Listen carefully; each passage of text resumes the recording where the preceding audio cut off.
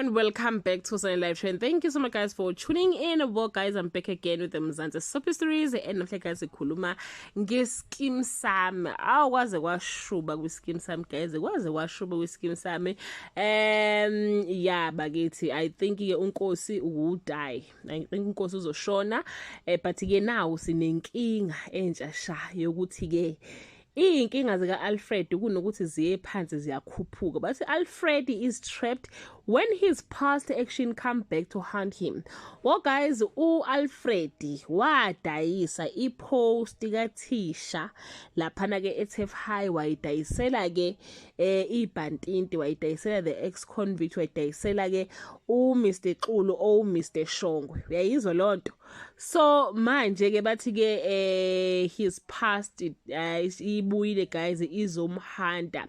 Kanti on the other side sizothi uEvelyn kena uzothima apha nama journalist to bring down Mr Principal Marongwa.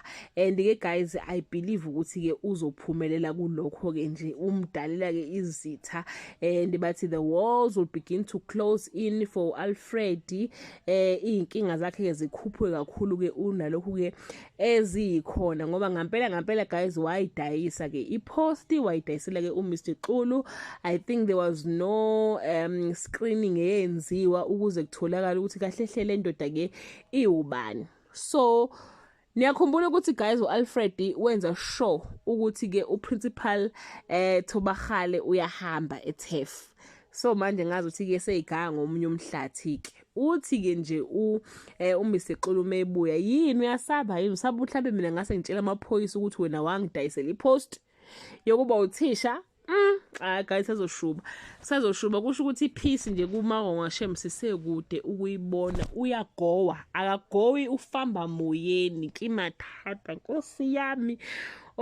Hayi shem kushubile. Angazi guys ngosithoko ke okwi relationship ukuthi uyangena noma uyaphuma ngoba wow kusazoshuba ngampela. So yeah guys, that brings us to the end of this video. Do leave your comment below and share your opinion. Bye.